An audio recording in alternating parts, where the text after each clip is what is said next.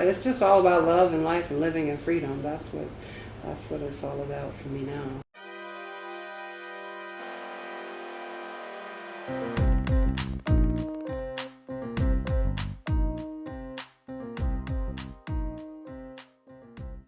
Thank you for joining the Rich Spinster podcast. This is Alexis.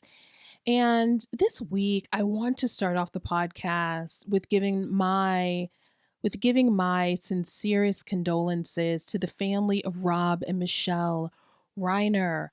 Y'all, this news is just so devastating. It is so tragic, and it is completely heartbreaking, for such a legacy, such a man who seemed to be well liked and well loved.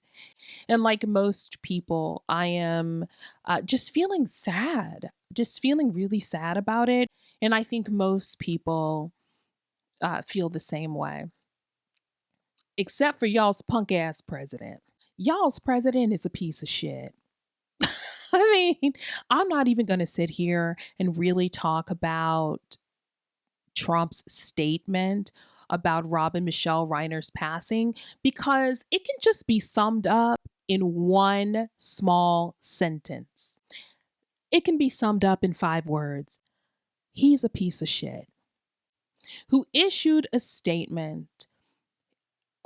His statement is the most telling thing ever, because he could have just said nothing. Never miss out on an opportunity to shut the fuck up. And that's what he needs to do more often. We don't want to hear from you. We don't want to see you. We don't want to read anything that you have to say. Just at every turn. At every turn, he wants to say some dumb shit. There was nobody there pulling the phone away from this motherfucker when he decided to post that as the president of the United States. Y'all, the inmates are running the asylum, because that was shameful when all he had to do was shut the fuck up. Now, I feel like one of my greatest powers is knowing when to shut the fuck up. Just shut up. Just do not speak. Your silence says a lot. And that's what I realize in my life. My silence says much more than some of my words in certain situations. My looks. I can look at a person, see right through their soul, and say absolutely nothing. I sometimes I think that words, even though words are powerful, and I'm a lover of words, oftentimes words are overrated. Your silence is loud. And I wish the President of the United States understood the art of silence. He wants us to think that he understands the art of a deal, which he doesn't. He wants us to think that he understands the art of politics, which he doesn't. And he clearly does not understand the art of shutting the fuck up. He's a piece of shit. He's a piece of shit. He's a piece of shit. That's it. And y'all picked him. America often reminds me of someone who complains about the father of her child. He doesn't do this. He doesn't have a job. He doesn't come see about her. He doesn't do X, Y, and Z, but you picked him. You picked him. Here you go. This is what you chose. You chose the piece of shit father for your child. This country chose a piece of shit president. He's crude. He's a liar. He's a piece of shit. He's a felon. He's amoral. He's undignified. He's a racist. He's homophobic. He's transphobic. Possible pedo. Accused rapist. And he doesn't wash his hands after going to the restroom. I don't know this for a fact, but I'm willing to bet on it. I'm glad that people are reacting the way that they are reacting to his statement about Rob Reiner and Michelle Reiner's passing, because it's just horrible. It's just horrible. And don't get me wrong, I am not a person who believes that people should pretend to grieve someone that they're not grieving, right? If you're not grieving, if you don't give a damn, if you don't care, just shut up. If you don't have anything to say about it, just keep your mouth shut. Just don't say anything. Pretend it didn't happen. Kind of like elected officials treat school shootings.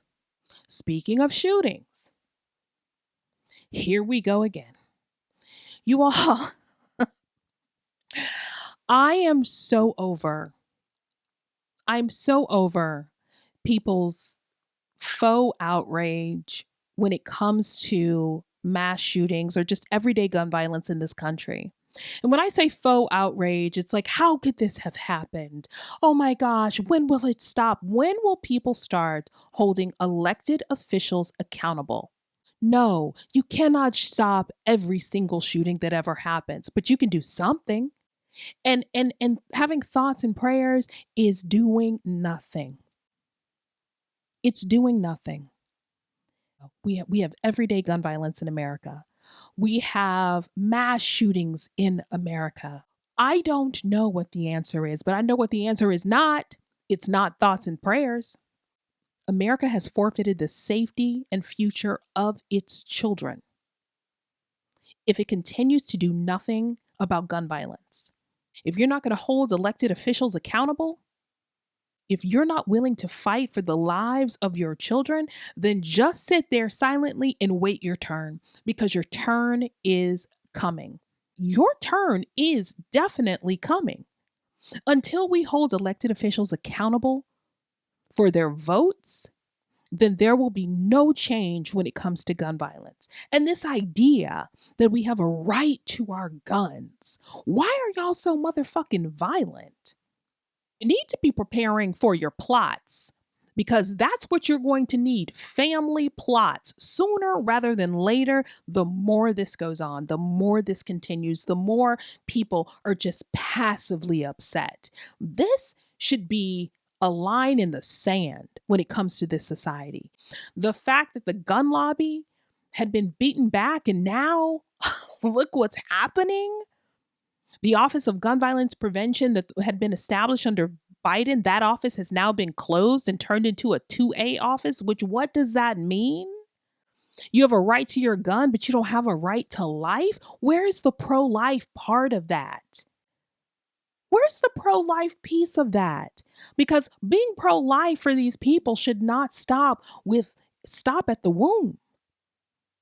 It should go from the womb to the tomb. And let me tell you, more and more, you're going to get to the tomb sooner, because this country is under attack, and it's under attack from within, from our own policies, from our own lack of action, from our own ego, from our own fascination with this idea of power. You got too many impotent men getting hard-ons because they're holding weapons. You have two people in the car, let's say, and they're experiencing road rage without weapons. What you have are people cursing at each other like children, having tantrums in the car, maybe flipping the finger, revving the engines. But when there is access to a weapon, it is shown that that turns a bad day and bad decision making into an absolute tragedy. I'm not a person that feels like all guns should go away. It's not about being anti-gun. It's about being pro-safety and pro-living, right? It should be about the fact that I want to just go to Ulta without having to worry. I want to go into a mall or a grocery store or a movie theater, or to know that my niece or nephew is going to school without that worry that some lunatic is going to go in there and take their lives because he has some agenda, because he has some grudge, because he has some mental illness. Take away the weapon, and the mental illness doesn't turn into a mass tragedy. Take away the weapon, and that argument does not turn into a loss for multiple families. Take away that weapon, and you add humanity back into the equation. Because what the fuck, America? What the fuck, America? Learn something. Learn something. You're not the greatest country in the world because you say you are. You're the greatest country in the world when you can walk around safely. when people are provided for, when children don't have to hide under desks and practice what they have to do when some asshole comes in with a weapon. There's a cloud of apathy. And like, guess what? This is not something that you could just throw your hands up when it comes to. You can't throw your hands up and retreat when it comes to gun violence in America, because that gun violence is going to come to your door. It's going to come to your community. It's going to affect someone that you love. It could be you. It could be your children. And I don't give a fuck what anybody says. That's not the price of liberty. The shooting at Brown University is an absolute tragedy. And it's really a tragedy because it's going to happen again. That's what we know. We know that it's going to happen again and again and again until America gets serious. If you're going to vote on any issue at all, vote on the issue that's going to keep you alive, that's going to keep your children alive. Vote based on where that politician stands on gun violence prevention. Do they believe in common sense gun laws? Are they bought by the gun lobby? What do they think about assault rifles? What do they think about concealed carry laws? That's what people need to be voting on. They're voting on celebrity and popularity. Meanwhile, kids in this country are double dutching bullets. It's shameful. It is shameful that as a society, we have accepted gun violence as the norm. And now people have become so desensitized to it. Now it's like, oh, it was a mass shooting. Oh, it was only 4 people killed. That's not that bad. We have become desensitized to it because it's yet to be us. But when it becomes us, when it touches our lives, when it's close to home, you will see that those numbers are not numbers, but they're souls who are loved. They're children who have parents. And hopefully you will never experience that with your child or with someone that you love. But statistics say that you will. And the way this country is going in terms of gun violence, you absolutely will. Unless we get radical about it. If we don't get radical about gun violence and get radical with these politicians and hold them accountable to their vote when it comes to gun violence prevention, then we should prepare to lose the people we love violently. Because this society is going to forfeit the future of its children. And I know a lot of people say, like, well, I want a gun because I want to be able to protect myself and my family and my household. I get that. But what I also get is that usually people who have weapons, those weapons are used against them. And everybody thinks like, oh, if I have a weapon, I can stop a school shooting. I can be the good guy with a gun. The good guy with a gun is some made up shit. Okay? More than likely, you're not going to save the day. You're going to get got like they're getting got. That's what's going to happen. That's not the answer. The good guy with the gun is not the answer. The answer to gun violence is not more people should have guns, because then you have the wild, wild west and everybody thinking they're John fucking Wayne, who was a racist piece of shit anyway. And there's just so many ways to make things safer, to have common sense gun laws, to make sure that your children don't have access to weapons, to your weapons. We've got to do better as a country. We've got to do better for ourselves and for our children. If not, make sure y'all have life insurance. Oh, and let me tell y'all what y'all's punk ass president said about the Brown University shooting. I'm going to read it here. Things can happen. So to the 9 injured, get well fast. And to the families of those 2 who are no longer with us, I pay my deepest regard and respects from the United States of America. Thank you very much. It's a very important thing to say, and we mean it. The fuck? Things happen. You know, someone went into a school and killed students who were just taking a final exam. Things happen. That was what the president said. Those things that happen kill people, kill kids. kill family members, kill friends, to kill neighbors every single day. But hey, things happen. That's surrender. That is bullshit every day. More tweets, more comments, more bullshit. Things happen. Like this, things happen. People's kids are lying in the morgue. People's kids are in the hospital. But hey, things happen. It gives me indigestion. Like I feel like I have to burp every time I hear this motherfucker talk. And then sometimes I'm like, I'll be listening and I really feel this. Am I the only person who sometimes feels like this is all a dream? You know, like row, row, row your boat gently down the stream. Merrily, merrily, merrily, merrily, life is but a dream. Except I'm not rowing it gently. This is like rough rapids that we're dealing with. Like this can't be real life. I feel like I'm heading towards like the drop off, the water drop off, and we're all fucked if we get there. But maybe we're not, right? Maybe we're not. As long as we are here, we have hope. But my God, my God. You know what this also though? This reminds me that like I was right as a kid. When I was a little kid, I thought there was so much bullshit and I didn't understand why other people didn't see the bullshit. I always thought there was bullshit around. Why don't they see the bullshit? I don't get why they don't see the bullshit because guess what? I see the bullshit. I understand what's going on here and I was 6. There are people that are walking around oblivious to this shit right now. They're like, yay, Trump. They don't even see that they're cheering on an imbecile. And the scary part is that it's not just the dude in the F 150 that's 20 years old. No, it's not just him. It's people who are your doctors, your nurses, your teachers, teaching your children. Like it's almost like this country right now feels like an episode of The Family Feud. Do you guys watch The Family Feud or have you watched The Family Feud with Steve Harvey? And yes, it can be entertaining and it could be funny at times.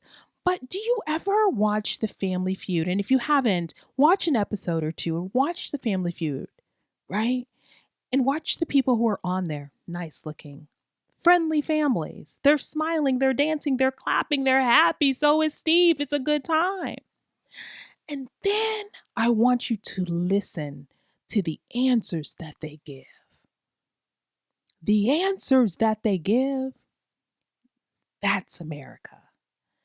That scares the fuck out of me. America's a family feud. It ain't Jeopardy. Yo, and then there was a shooting in Australia on Bondi Beach. What the hell? It's like 15 people killed or something like that. I'm telling you. Don't listen, people of the world, don't let America lead you into hell. Don't let America lead you into that bullshit. Say no. Say no. I know much of the world looks to America for Hollywood or for, I don't really know what y'all looking over here for, to tell you the truth. But whatever it is, stop looking this way, go the other way, do a U turn because you don't want to go the way of America when it comes to gun violence.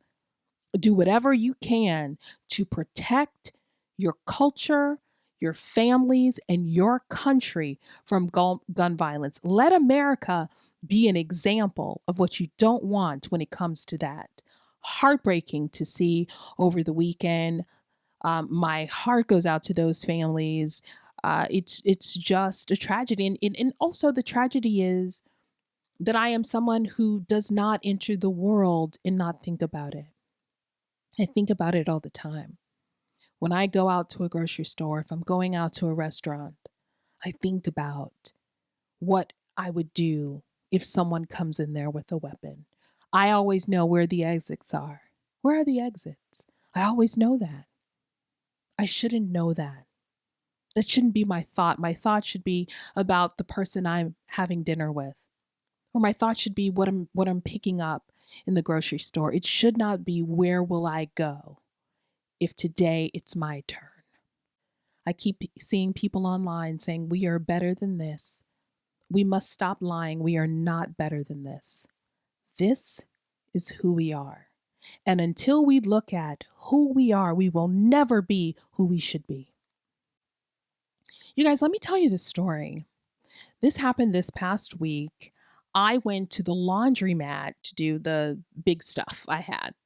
Uh, and I went to the laundromat and there was a man in there. I didn't pay attention to him at all. He was just a person in there.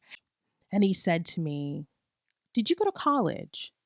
I thought that was a weird question. So I looked at him and I said, "Yes." And he said, "There?" And he pointed at my shirt, and my shirt said Kentucky. And I said, "Oh, no, this is University of Kentucky. My brother lives in Kentucky. And so this is just a UK shirt." I said, "Oddly enough, my niece wants to attend that university." And he said, "Oh," he said, "did your brother go to college?" I said, "Yes, he did." And he said, "Congratulations." And I thought that was weird. And I said, "Thank you." And he said, "Going to college is a big deal." I said, that's a big accomplishment. You all should be proud of that."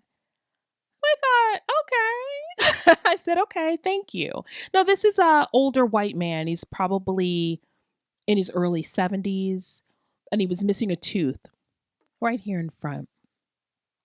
And he had long hair and it was kind of greasy looking, and but he was just, just a quiet little soul sitting there. And I said, "Okay, thank you."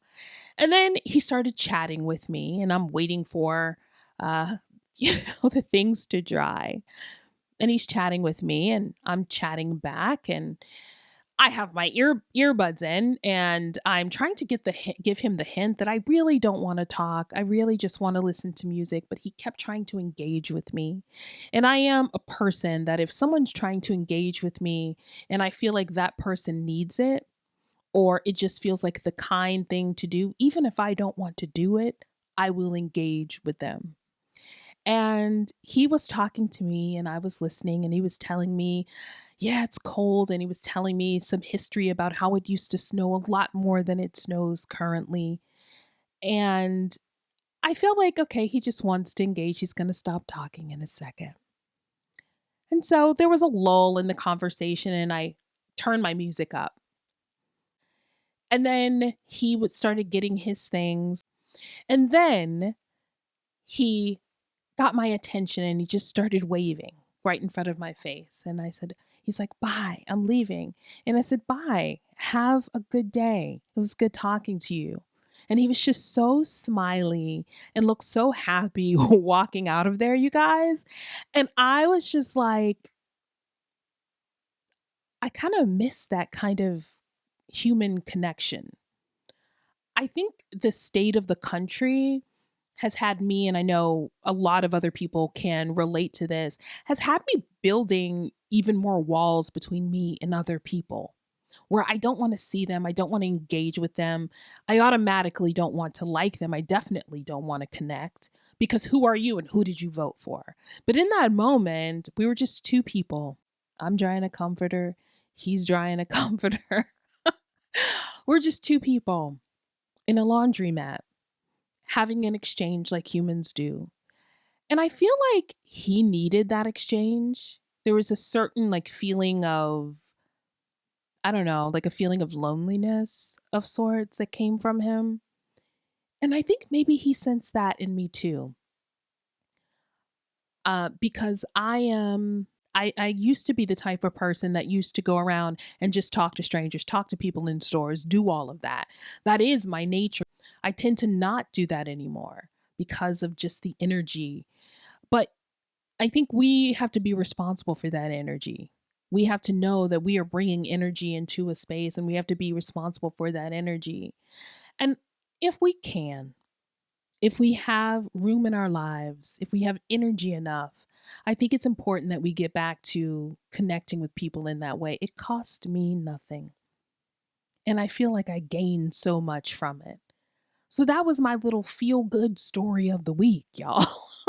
It just felt so good to connect with this stranger in this way. And he was so kind and he had such a loving energy. And just to see him walk away from me smiling and getting into his truck, smiling because of our exchange, like it felt so good. It felt really good. So I just wanted to share that and remind you all to, like, if you can have that, especially now, this time of year when a lot of people are not feeling as joyous. They're not feeling as celebratory. A lot of people are going through hard times right now. A lot of people are grieving during the holidays. Let's talk about that shit. Grieving during the holidays is no joke. And people always say if you've lost someone, like, oh, it's the first holiday, it's their first birthday, the first Thanksgiving and Christmas, the first Mother's Day, whatever that is. But it's not just the first. It's the second, it's the fifth, it's the 10th, it's the 30th. Grieving never ends. And it's hard for people to be celebratory often when they are experiencing such a gap in their lives. So it costs us nothing to just extend ourselves even more right now during the holidays, um, to maybe, if you have that extra $5, to give it to a stranger. If you care, to get a card, to send the card out, or send a text, something like that, to let people know that you love them, that you're thinking about them, that you care, especially if they have experienced a loss. I think about my own personal losses and how those losses have felt during the holidays. And I mean, there were years during certain losses where I just holiday, like, what is the holiday? I don't even remember it happening. But you know what I do remember? I do remember the friends who reached out and said, Merry Christmas. I know it's been a rough year. I'm thinking about you.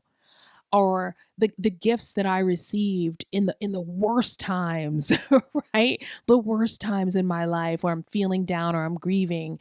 And, my soror, Precious, sending me a sweet treat or something like that. You just don't know how much those things mean to people when they're grieving, especially during the holiday season. So this is our reminder to have more, tidings of comfort and joy. Maybe not have such silent nights and have nights where we are not silent when it comes to people that we love and care about. And maybe even when it comes to strangers. Maybe that silence is deafening when it comes to grief during the holidays. So, also, people out there, if any of you are listening and you are in the throes of grief, know that it is not your struggle alone. Know that you will get through, not get over, and know that life is still worth living. If it were not, you would not be here. Know it. Know it.